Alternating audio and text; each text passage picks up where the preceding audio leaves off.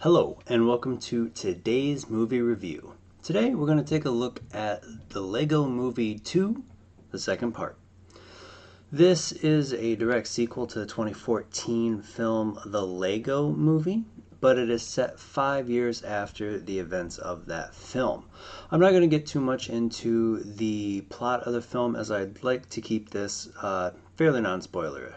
Most of the voice cast from the first film returns, along with some new voices, most notably Tiffany Haddish as Queen Whatever I Want to Be. Basically a play on Queen Whatever I Want to Be. She's basically a shape-shifting alien from the Sistar system. As you can see, they continue the same kind of play on words on where things come from and what they are. So I don't want to get too much. Like I said, I don't want to get too much into the plot as it could very easily be spoiled. The film itself, though, is of course, like the first, a child's film. Though that does not mean there is not a lot of laughs for adults. There's a good number of cameos from actors that you wouldn't expect, most notably Bruce Willis. I did see that Jason Momoa voiced the Aquaman Lego figure, and I thought that was fun to see him voice that. There were the Justice League characters from the first film returned as well, being voiced by the same people who voiced them in the first film. There were a number of catchy tunes, just like Everything Is Awesome from the first film. So if you enjoyed the music, you'll enjoy the music from there as well. I most notably liked watching the credits as The Lonely Island sang the credits. It was amusing, and I enjoyed myself. I saw a lot of pop culture references as well. Most notably that sticks out to my mind is Batman not wanting to be married. They made comments to what seemed to me were in reference to Batman number 50, which of course I won't spoil here.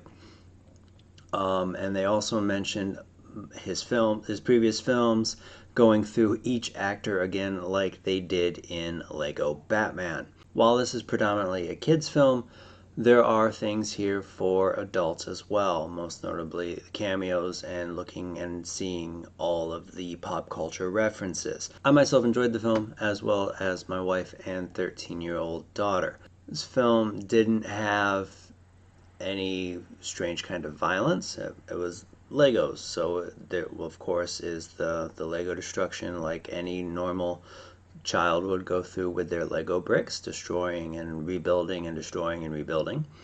There were absolutely no swearing in the film, and I didn't see any blood or anything resembling blood.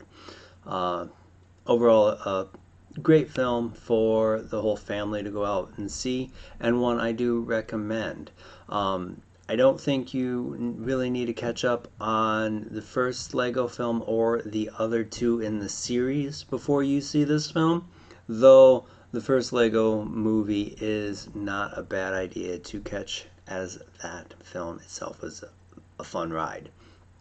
Overall, I would recommend this for everyone in the family, and even if you don't catch it here, pick it up on digital and binge it with the first one. Wouldn't hurt to see the Lego movie and this Lego movie back to back. Sounds like a good marathon to me. So with that said, have you seen the movie? Have you seen any of the Lego movies? Leave a comment below. Let's get that conversation started. And until next time, have a great night.